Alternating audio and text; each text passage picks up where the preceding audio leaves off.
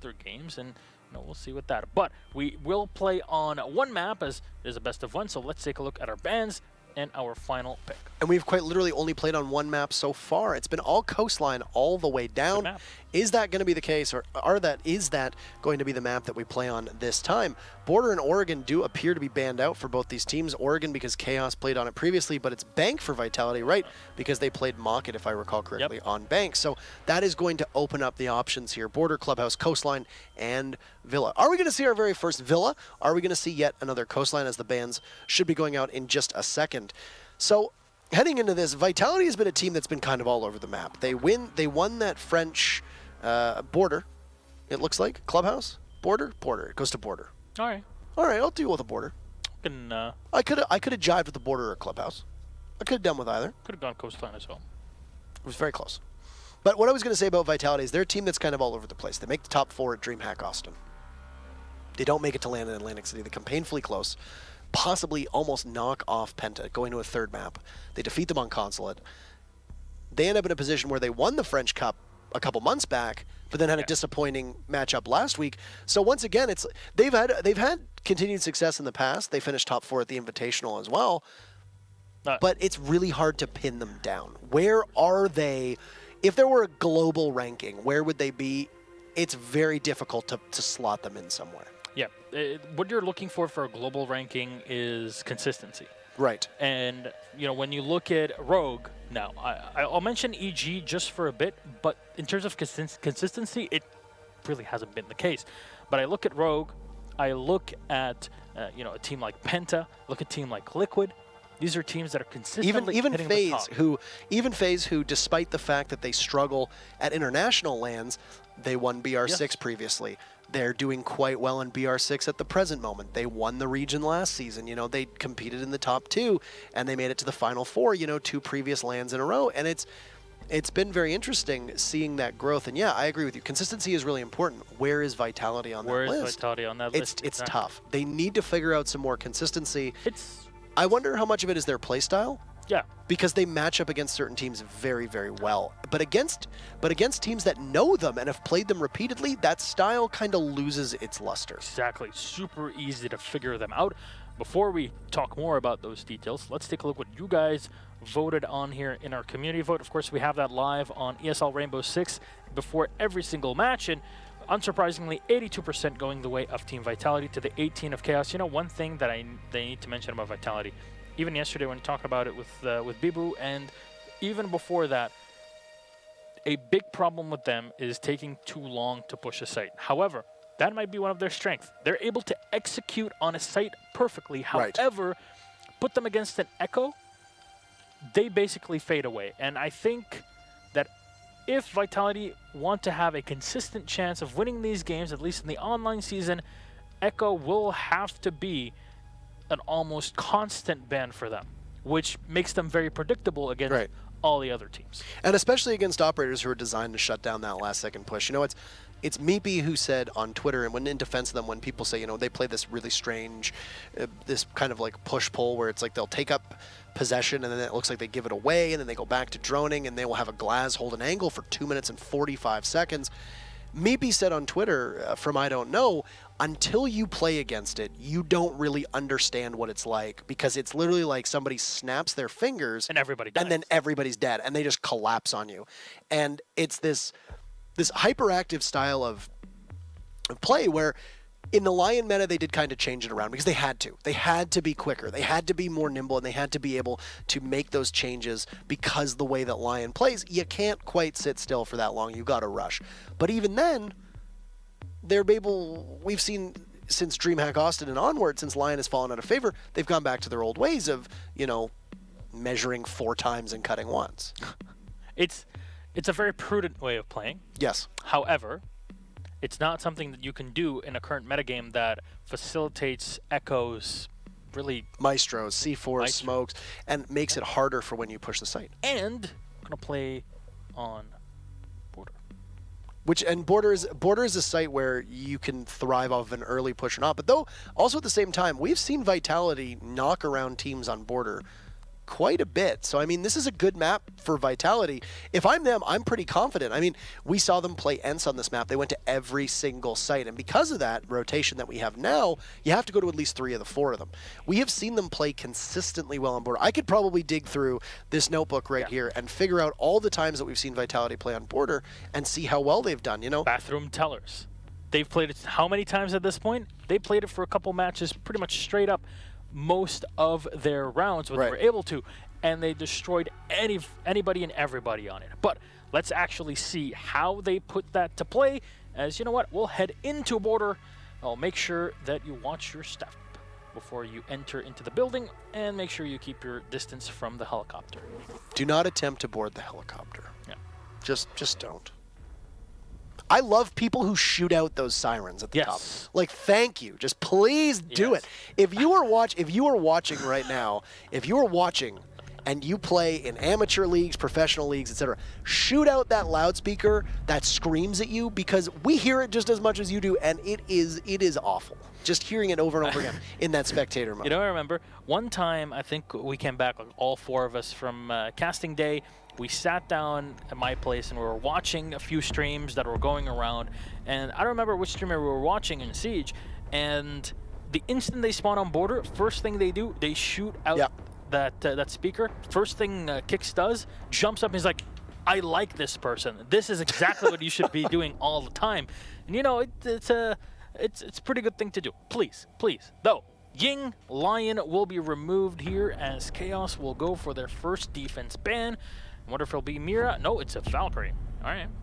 It's not too bad of a man, actually. Valkyrie's been a very powerful on Border as well. She's an operator who can get them outside of the building. There's lots of nooks and crannies in Border as well where you can hide those cams. You can put them in CCTV. You can throw them in the main lobby. You can throw them by the stairs. You can shoot out some of the mesh over top of the site that connects certain rooms and be able to use that Valkyrie camera to swivel. I like this Lion ban from Chaos. Why? Because Lion actually plays quite well into how Vitality plays. They can use that Lion in conjunction with their fast push and make a lot more stuff die by pinning you down, and you have even less recourse to really move. Though Vitality will ban the Mira, I was wondering if we were going to see a potential Jaeger ban here, maybe even a Castle ban, but no, it's a Mira who will be gone, and that looks like it's going to be Mira all the way down. So 100% ban rate for Mira today. Not really surprising, given that Mira is such a great operator to have. Not only does she get, you know, the vector, but also the ability to help out remodeling the map with the smoke using her ITA-12 shotgun secondary. Got the C4. She's got some of the best utility in the world, or well, in the world of Rainbow Six, that is. Yes. With those windows that she can use. So, you know, she's out. That's fine. We'll see how these two teams adapt, and a possibility of having Alibi played here. Secretly, we'll switch to the IQ. Hopefully, he's got those new fuses back and those grenades. As I wonder what Spark will be doing on the Alibi. We finally get to see some of her being played, because Maestro has been a very strong operator on the defense. Not so much for Alibi. I remember when people first heard of the concept of her, you know, you've got decoys, you know, and when you shoot them, you get revealed. I think the fact that she can't adopt any sights and just looks plain plays a big part in it. And I mean, it also encourages people to try to run as default a loadout as possible, because your Alibi decoys don't match your actual kit or loadout. So if you want to use any of her additional cosmetics, be they on the weapon, be they even attachments on the weapon, be they uniforms, headgear, etc., it makes it quite obvious right away that, oh, you know, the holograms or the decoys are just that. And it's very easy to actually avoid them. She's more of a, I would say, in this current position, a fun operator than she is certainly a competitive operator. And that's okay. She will have her uses. She still has the opportunity to rotate with those impact grenades. I don't think she's quite as good of an Ella, because I don't think her gun is as good. I don't think her gadget is as useful, especially. She's okay. She's I would say, as a roamer, I don't think she does the job as well as Vigil does. I don't think she does the job as well as Jaeger does. I don't think she does it as well as Bandit either. She's a notch above Cav, obviously, but everybody is on defense. Well, we'll see how she gets played in this here round. So maybe it'll be a change for the next one. Spark playing from below, seeing the impact nades being used early on to open up the hatch. There's still a second one and a potential play for the alibi. Red Groove on the Capitao in this round. Let's have them peer into the hatch. Will get shot from the side and even from the stairs, and very quick. Spark will be dispatched by Snooken, and that's Chaos with a first man advantage. Great drone work from them to figure out exactly where he was. I don't think Spark was aware that underneath that one metal detector bin was a drone sitting there as the sharks circled above, and then you had Snooken on the crossfire going for the pre-fire through the gate, and that's just, like I said, that's very good coordination from the team. And already to pick one of Vitality off is not ideal for the French to start things off like that. Well, Bibu playing from behind the A site here.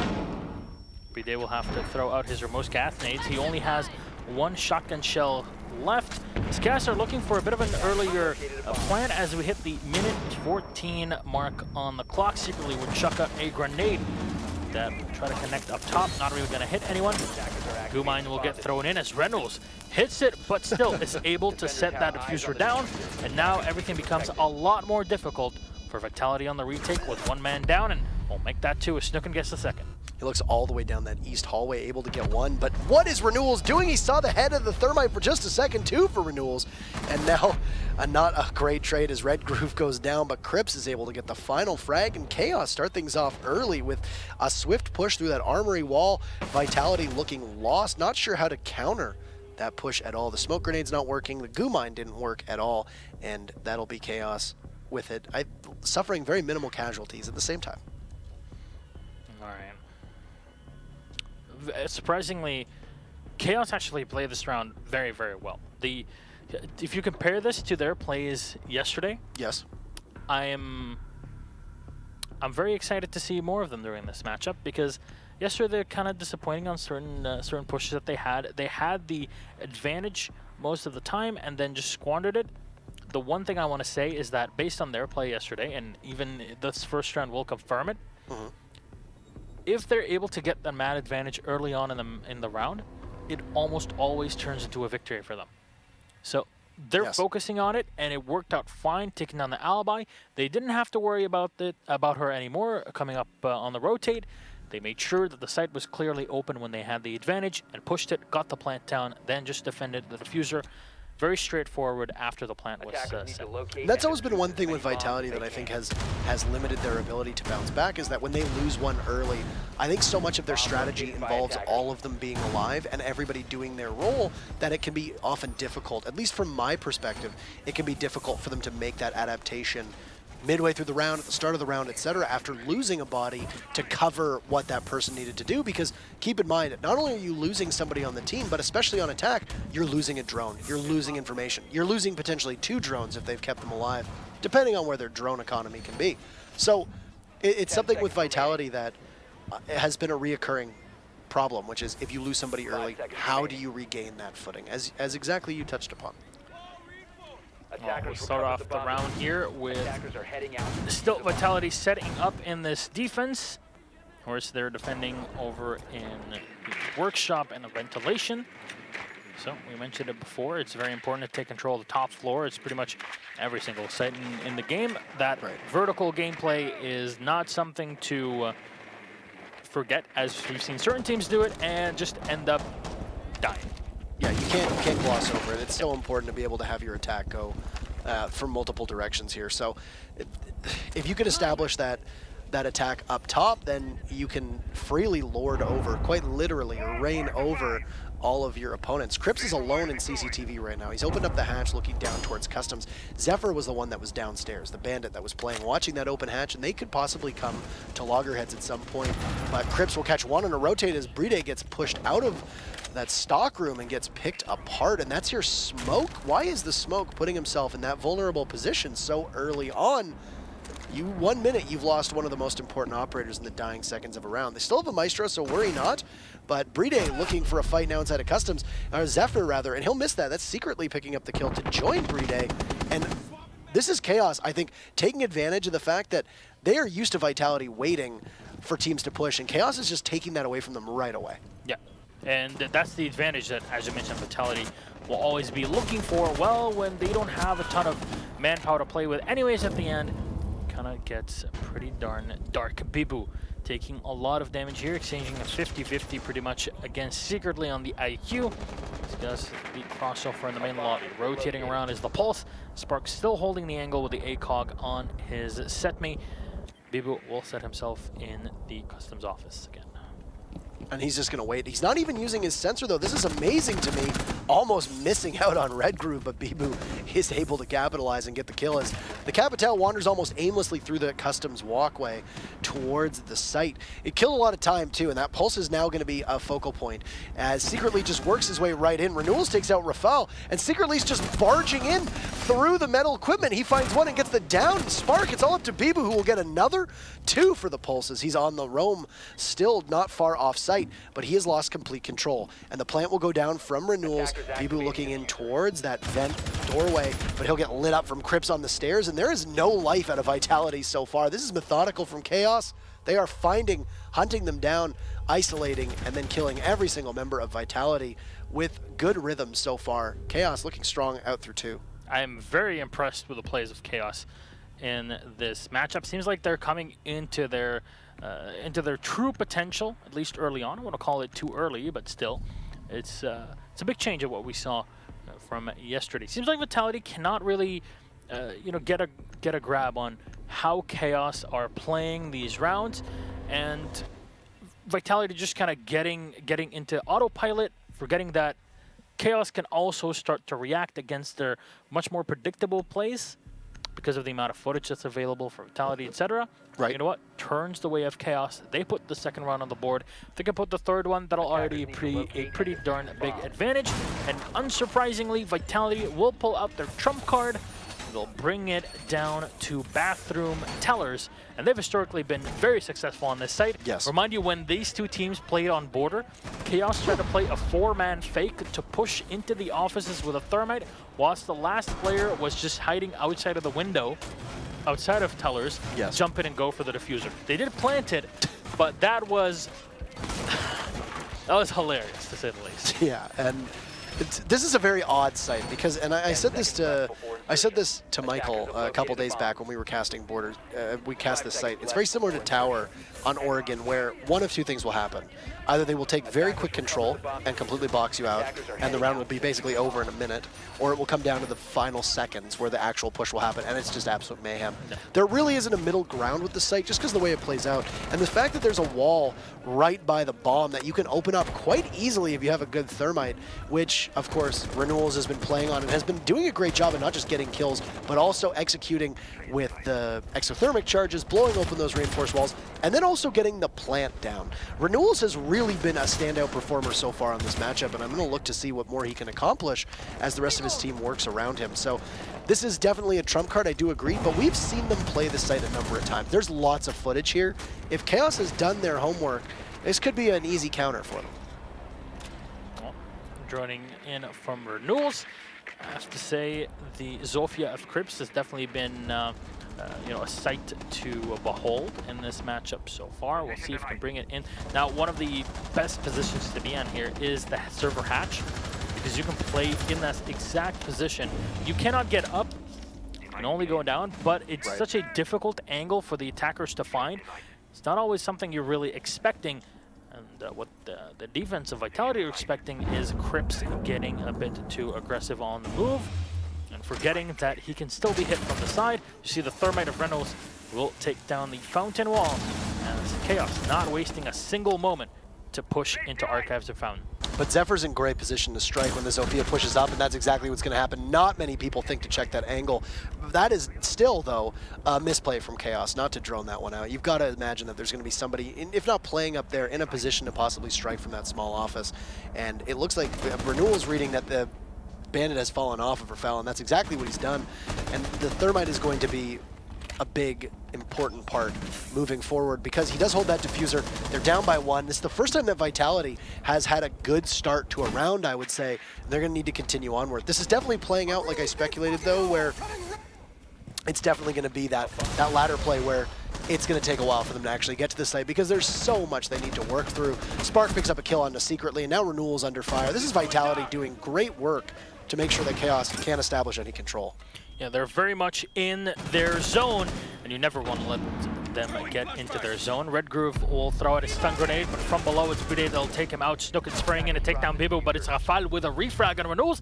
3v1 and Snookin will go into the office and left all on his own. He'll try to look through. All he finds is a very dirty toilet there, but it's the latrines. Yeah, latrines. He'll have to turn it back here as there's little time left on the clock. Moves in through the servers. I believe everything has been reinforced here, except for the one rotation hole. And you know what? Verde is always watching as he sits in the showers and gets the last kill for Vitality. Very, very good round on an iconic bomb set from Vitality, but now you won't really be seeing too much of it. They can't go back to it either for the next 2 rounds, so it was essentially a good opportunity to get one, but they're faced with the situation that they're going to have to go to at least 2 sites that they have not won on so far, unless they possibly go on to Customs, which is the only site we haven't seen yet from them, and they might have an opportunity to go there twice. I don't know what you think.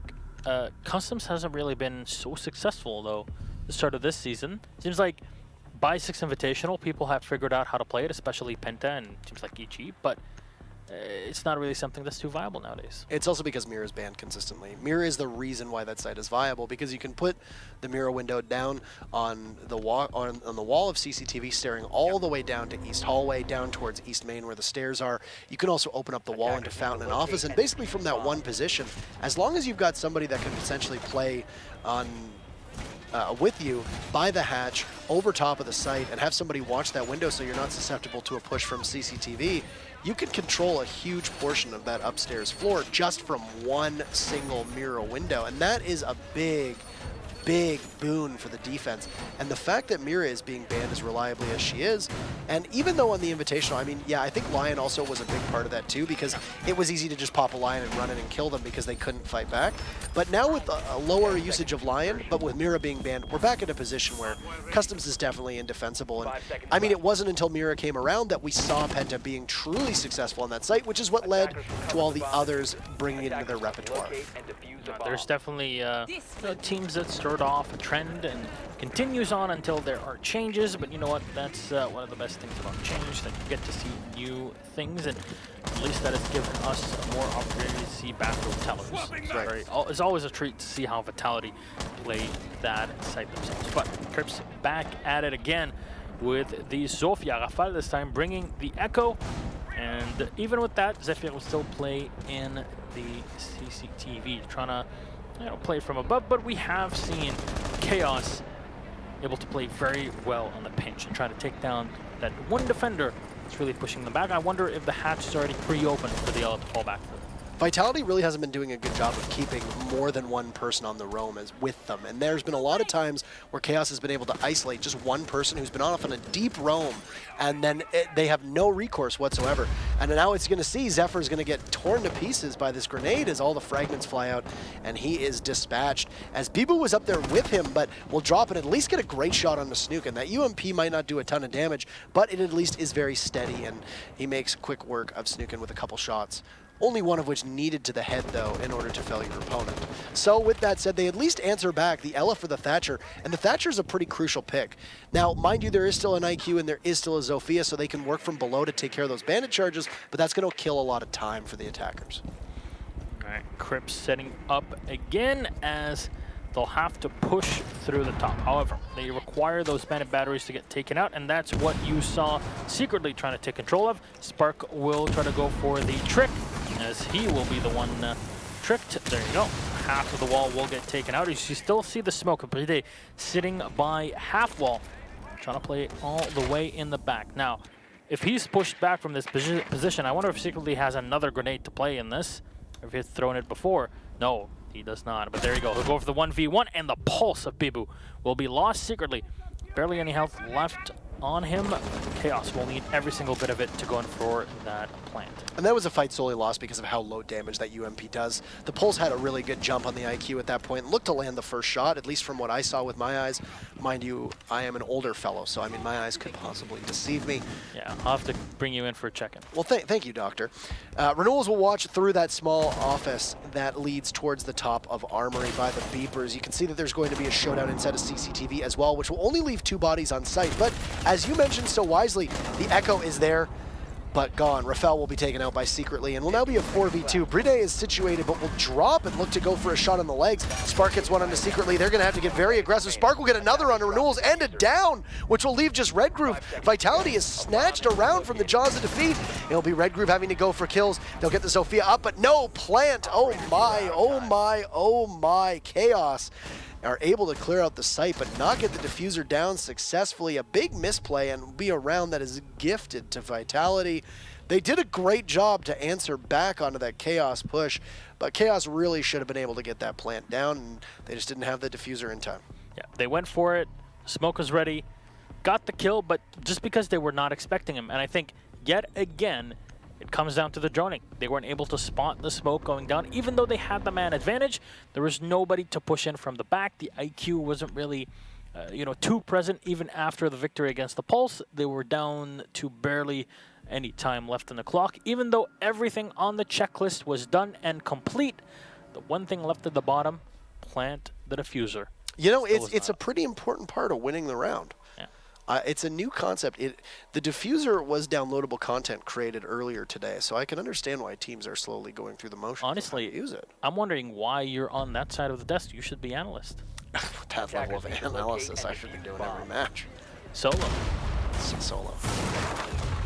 The diffuser is not downloadable content, I lied. Are you sure?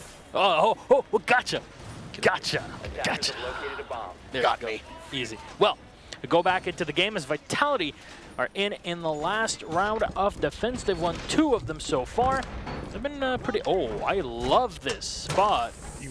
He did that last time around, to be fair. But Marcio, now we actually get to see the full. Well, Marcio did try to show us it. He did zoom in on it. Maybe it's your eyes that need to be checked, sir.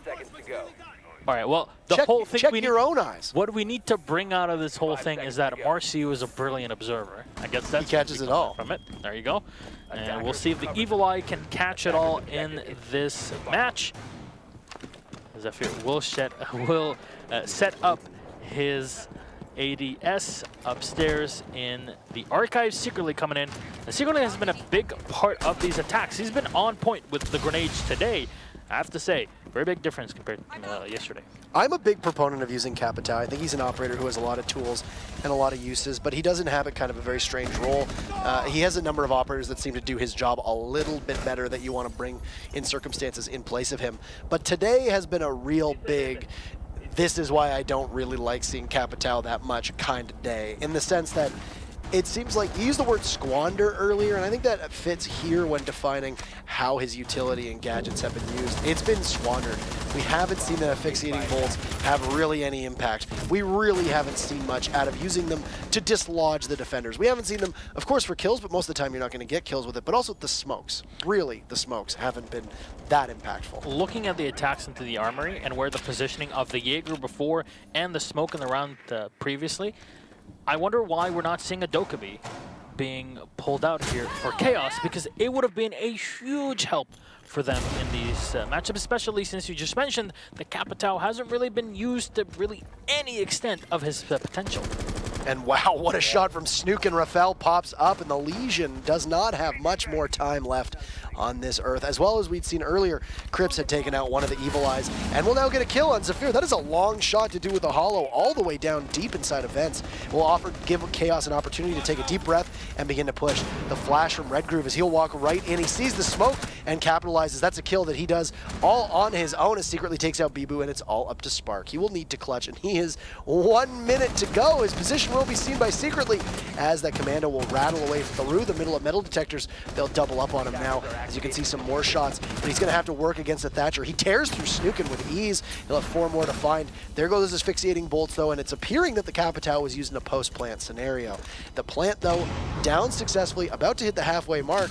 A bit strange to see that utility being used in the Capitao that late.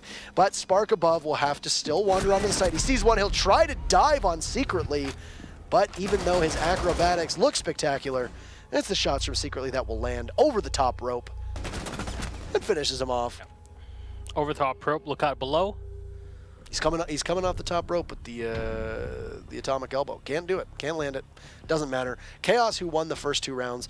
Team Vitality clawed back. The split will be 3-2 as we switch sides and give Vitality an opportunity to attack. And this is where it's going to get very interesting because Chaos has been very brisk. I don't know if we're going to see the same thing over the next potential 5 rounds. Yeah, I think at some point people will think, oh, you know, they're just abusing Vitality. They keep mentioning the slow play style, you know, all that kind of stuff. But have people watched Vitality? They know that this is what it's like. You know, it's like exactly what it is. And once they have a Maestro, an Echo, and a Smoke. If I'm just watching this from the outside, only watching Vitality, my first read would be, wait, they're slow. Means that all I need is an operator that can shut them down at literally the last few seconds. If I can play my yokais correctly, that's it. That's the round. That's what Chaos are really looking to do in this here round. We'll see if not banning the Echo is really the biggest mistake that Vitality might have done. I wonder how they set this up. Though, I'm very happy to report that Dokkaebi will be played in this round. Vitality bringing it here on the attack for Zephyr. Of course, with the Glass being banned out in this matchup, he'll have to switch around, and he'll stick to the DMR, I guess. Something that does quite a bit of damage. We'll see how he plays that. Seen logic bombs in the past being very important for attacks, pre-planned or to clear out the roamers, especially when you know that Chaos, you know, might be playing around the map, might be wanting to surprise you, but in this case, we turned into Season 8's formality so far, which is very hard turtle-style defense on the site, relying on anchors. It's interesting because you notice that I said that the anchor meta is what we really seem to be in, you know, and the very first day of NA, you know, we were seeing like a Doc, a Mira, you know, or a Doc, an Echo, a Smoke, and a Maestro being brought out, having, you know, an abundance. Very similar to how a MOBA would have like a tank meta. We were having the something very similar. Oh God, no. Very similar to a tank meta as well. Renewals will try to get a couple shots in through the break room doorway. That's a long angle to play. Most of the shots will get eaten by that banister and will not find their target, but he'll go for another. The body is behind the vents, and that's that's Thatcher right there, is Spark, who will drone away to try and figure out exactly where Maestro is playing. He'll get droned out twice, both from Rafael and from Spark, trying to figure out where exactly that Maestro is. They're going to need to take care of him at some point before they can work their way to Armory. But I was going to say, we're working with a lot of teams that are running anchors, but that's also giving an opportunity for, say, a Smoke to possibly play off-site if you know you've got a Maestro and an Echo on site. It gives you that extra flexibility of what's on your team. Oh, Reynolds, oh no. Almost getting the shot there. I believe that was Rafael as well. But a huge kill here on the Thermite. However, he will survive. Spark, Rafael will take a bit of damage, as well as Day, as they haven't been able to push the defenders out of position here. You'll see the Maestro even spraying through the hatch to take it out. Will get shot from the side. Got to be very careful in this. At least he's got the Bailiff in hand. I don't know why he didn't switch to that. But there you go. He'll go in for the 3-day reload and just stand in the back, as Rafael has not been able to push in. Vitality, 50 seconds left, and have not really been able to find an opener. This is the start of the round for Vitality here at the moment. As you can see, they try to push up, and Renewals now is just dueling from multiple angles. He's chipping away at the health of a lot of different operators. He'll run outside and go for the Thermite, give his position away, but he's got next to no health, so basically he's just biding time. This CCTV hold from Chaos has been so perplexing to Vitality. They're throwing so many resources at Chaos, and they're not getting anything out of it. In fact, they're actually losing, as it's a volley, as 4 kills now from Chaos will leave Bride all by himself, and as he goes for the rappel, Renewals pulls out the Bailiff and shreds Bride. Yeah, that was an excellent round from Chaos, I have to say. That pink neon skin on the Bailiff definitely suits Maestro. The Valentine's Day, it's a cutie. It's a cutie, that's for sure. It's a cutie. But the fact that Reynolds was able to stay in CCTV and contest 2 doors and a window with a lesion helping him. Yeah, at the same time. There was no pressure applied to him from below, which is very interesting as well. You know that he was trying to get a couple shots through that hatch, but there really wasn't any sustained, I guess, resistance to the play upstairs in CCTV below. It's very perplexing, and it's been interesting, especially on a map like Border, how we're not seeing as much Buck play. We're seeing a lot of teams use Zofia instead of Buck, and to accomplish what a Buck usually does on this map, Zofia really is a poor substitute in a lot of cases. That might just be me reading too much into the theory side of things. A lot of teams that you know are not always super comfortable with his C8, especially with ACOGs.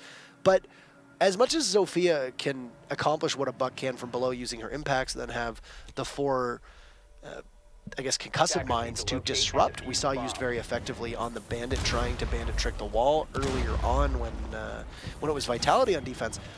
You add 2 extra frag grenades to a Buck on a map where Jaeger has seen intermittent use. He hasn't been played every single round, while also giving that destructibility from below. So it might be an operator that the teams are potentially overlooking that could be doing what they want from below better than the Zofia has.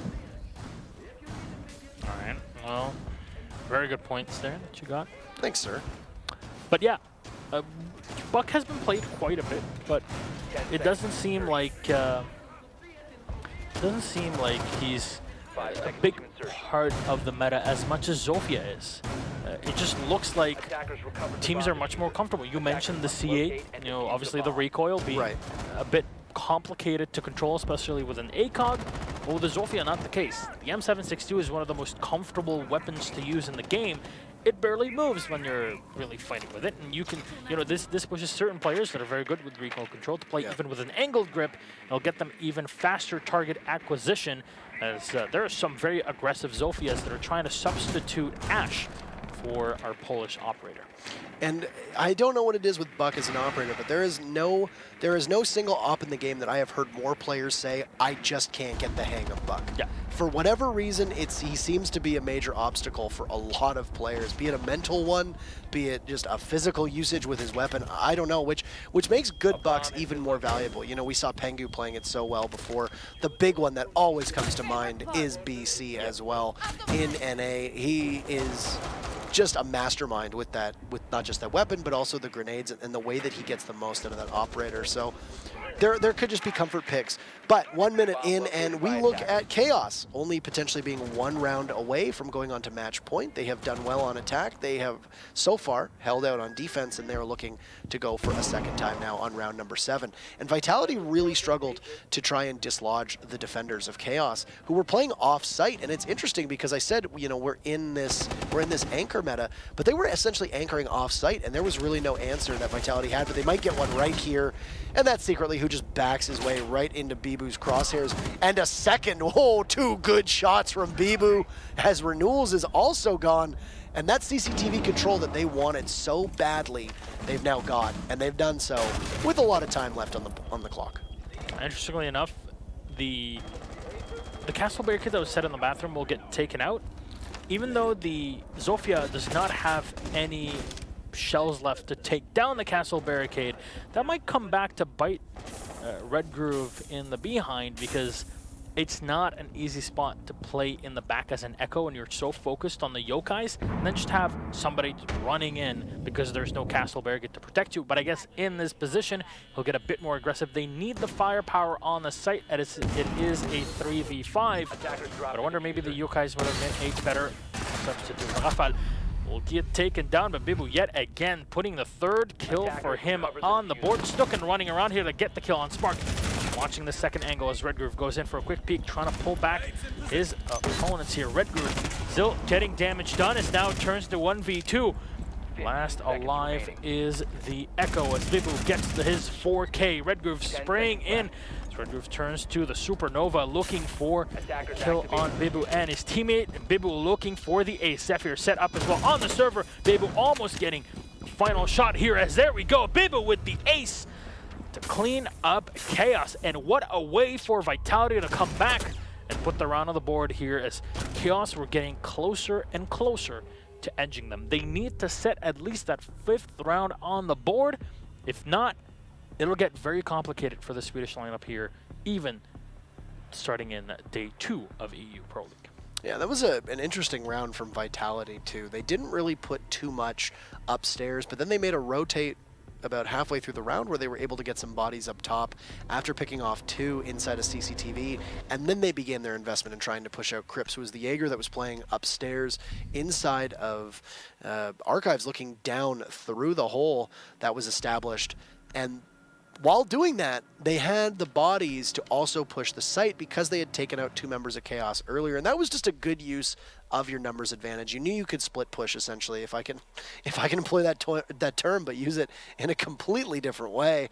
You could essentially have 2 pushes going in completely opposite sites, and it worked out really, really well for Vitality. I mean, it also helps when your captain and IGL is able to kill every single person that he comes across as the Hibana. So was gifted 2 kills up in CCTV. We'll see now with Chaos, as it does appear that they're going to go to bathroom tellers. So they're going to mimic Vitality, and they're going to go here as their 3rd site. And it is the exact same rotation that we saw from the Frenchmen. They went Armory, Vents, Bathroom, and that's what the Swedes will do too.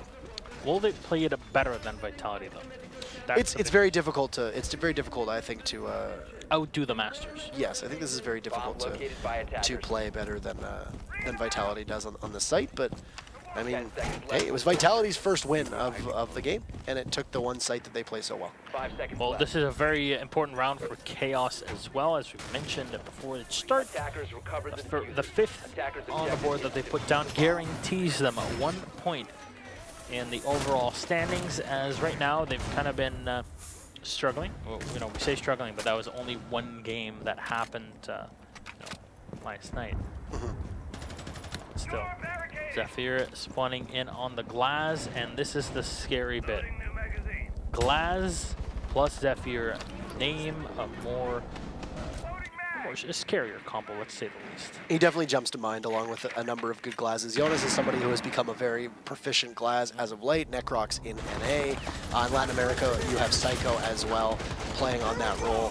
And Vitality is actually going to accomplish quite a bit here. They're going to take up control and work their way in upstairs, right over top of the sites, and they're going to stare in towards Fountain and offices, where right now that's Red Groove and Renewal's playground. You've also got the castle, who could potentially be primed for a run out here. Now, the UMP is not a high DPS weapon. I feel like we have to say this over and over again.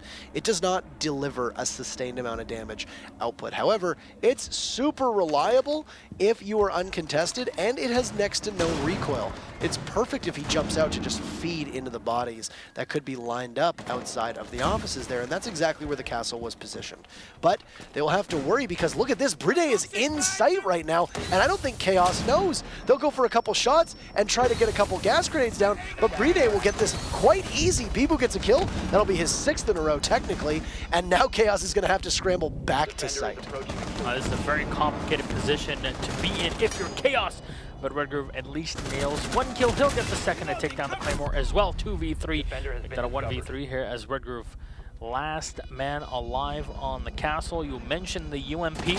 Does it have the firepower? No, it does not. And Bibu, again, dismantling the opposition with a 3K in this round.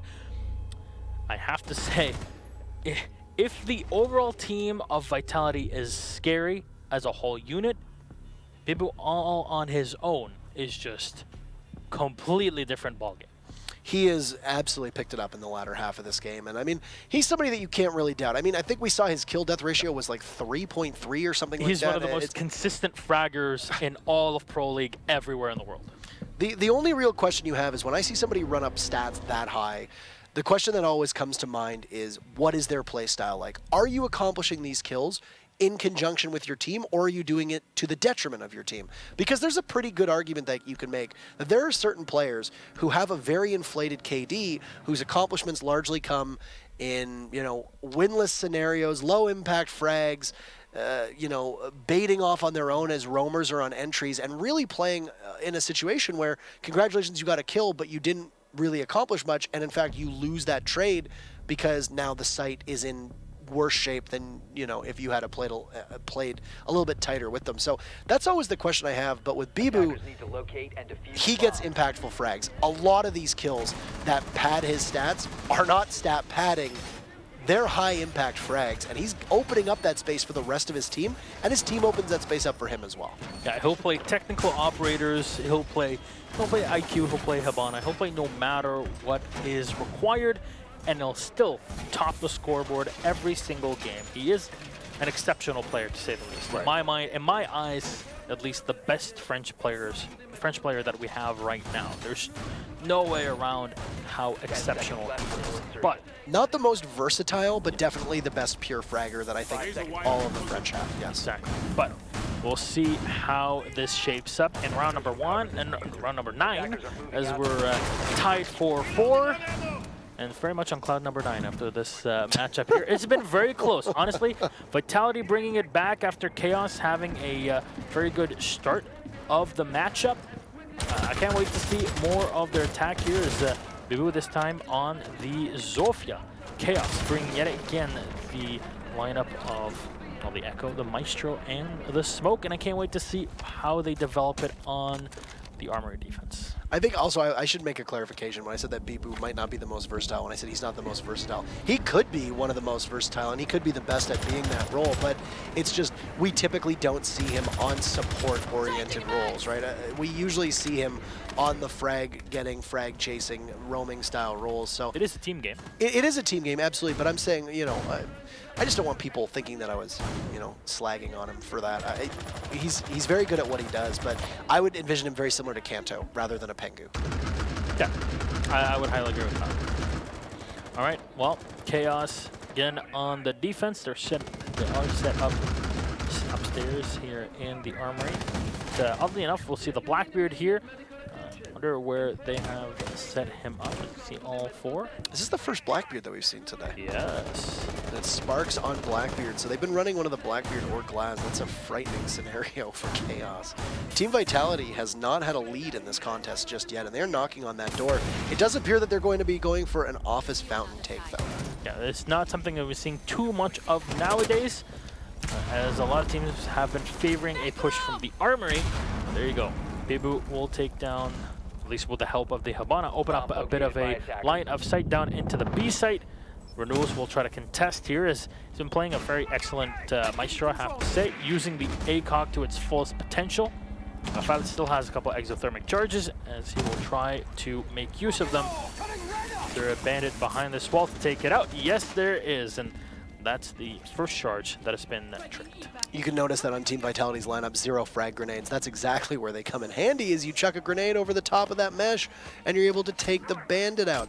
And you can hear now the concussions from Zofia are going to go in and try to take care of them, but no, there will be no chance whatsoever. They will get that wall quite easily, but right now, their biggest nemesis is going to be this clock. It's at 30 seconds, and we are in the round that will push us to OT no matter what. Important to note that as we are in the age of the anchors, there is an Echo at play still, and you can see both those yokai drones are positioned with their sights trained right at a push through that wall in towards the B site. One will sprint in. It's the Hibana. Does she have the diffuser? Vitality will now begin to assemble en masse, and they're just going to sprint right in and start killing things. Bride gets one, but one from Secretly in Red Groove will give an advantage to Chaos. And there's the diffuser right there. Too little, too late. That late last-second Vitality push, trademarked, shut down by one drone on the ceiling, and Chaos will move to match point. Vitality will not at any point lead nor win this matchup. The best they can do is fight for a draw. Yeah, and that Echo play from Red Groove, I have to say, he's able to remaneuver, as this is what Vitality tried to do. They realized, okay, well, we're going to face an Echo, so let's run in on the site, right, and we're expecting him in the office. Unfortunately, their drone information was off, because what did Red Groove do on the Echo? He pulled back to the back of the Armory and played from there very safely, and just came in, turned around because he already had the information. He was about around a second away from losing that plant denial. He denies it anyways, and there you go. Pretty darn good round for Chaos, utilizing all of their equipment to their advantage. There you go. Vitality, as you mentioned, can only tie this and get a point out of it. Right now, this might be disheartening for them, and I want to see how they change it up, because if I'm Vitality, I'm thinking, okay, well, we let the Echo go through.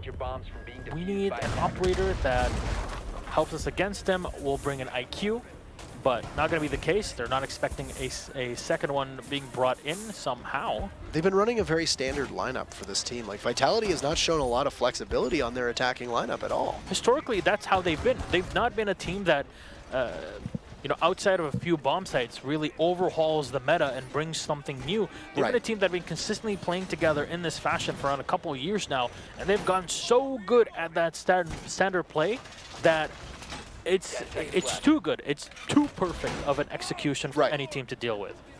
5 seconds left. So I'm wondering how Vitality will try to break it here, because Chaos tend to get into that high morale mood. Sometimes a bit difficult to bring them off of. I will tell you that at DreamHack Austin, they were one of the most animated and loudest teams. Every single key kill and every single round was met with incredibly loud cheering. And that kind of attitude, that kind of emotion can be really uplifting for a team, as you pointed out, and I think it's good that you make mention of that. As for Vitality's resilience in regards to this same lineup, they go with very high fragging operators, and they play their roles really, really well, and they just make small adjustments in terms of, I think, their intel gathering and their shot calling, especially for Bibu. And you're right, they don't need to overhaul the meta. They will bring 2 hard breachers, though, and that will cause a lot of anxiety for Chaos and provide an opportunity for Vitality to be able to open the site up effectively. Now, they did that last time around, but they weren't able to take any ground away from the site until it was far too late, and at that point, they had an Echo drone to contend with. The Yokai was able to just knock them right out of it, because as you said, the lack of IQ, the lack of any operator that can really disable it for a longer period of time, other than maybe a Thatcher, not really available for them, especially when a Twitch could take care of it too.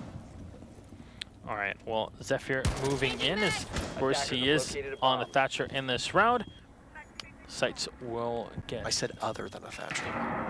I said any operator other than a Thatcher to take care of it. You're a smart man, Parker Mackay. Thatcher can take care of Echo. I know things. All right, well, you see the castle this time still on it. This Red Groove just loves staying in the bathroom here. This one, we saw him playing that before. What he did was take away the castle barricade that was in front of him, and I think that really played badly into their hand. They could have used the position in the back really to deny the diffuser plan with the Yokais. But that aside, Midday will come in, very much expected, still has an extra lifeline to play with. He'll take down the castle barricade. Well, he's got 4 lifelines to use with his concussive grenades to lob inside of the site. Have to play with the castle barricade behind them in mind, as you might just see one of those roamers coming around against them. Bibu stepping into the goo mine, taking a couple ticks of damage. Have to deal with it as we speak. The Thermite will open up the hall. Secretly, though, comes around, gets the kill on Spark. He's playing from above, close up. Bibu will trade off, go down, but Reynolds will take him out here with his Maestro. Zephyr, what a shot, taking down Red Groove. He just turns around and Bride gets the one on Reynolds, turns it into a 2v3. Snooken last here with the smoke. He does not have a canister. As you see, both of the defenders are set on either side of the site. Low health are the players of Vitality. And now Chaos almost lining up for Vitality. Crips will turn around for the kill, but Bride is ready for him with the RG-15 to leave only Snooken alive. A potential tie here between the 2 teams, as yet again playing by that workshop angle. Very difficult to play with the SMG-11. He'll get 1 kill, but does he know where the second is? Rafal possibly show his cards, but I don't think Snooken knows where he is. He thinks he's in the bathroom. He's not here. He's on the other side, Snooken, waiting for you in the customs. Just watching that diffuser. Little time left, but Rafal will close on to the wall as he nails the last kill. Snooken will go down as Vitality tie at 5-5. And each one of the teams here goes away with 1 point at the end of the day. Not too bad of a trade, but I have to say, an extremely exciting matchup, I have to say. Yeah, absolute great performance from both teams. Secretly putting in a lot of work for his team as well, not just on the scoreboard, but also in some pretty impactful roles. And a draw is a great answer for Vitality. I think both of these teams can be a little bit happy with that. Chaos comes in and they get a draw after their loss. I know it's not a win, and that can be a bit disheartening, but with Vitality, it's a draw in a circumstance that they were consistently trailing. They were always looking at every single round as, we need to get back into the fight. We need to do our best to make sure that we're competing. They never had a lead. The best they could do was the draw, and you know what? Hey, they got it. They're at least going to walk away with 1 point, which I think for them is a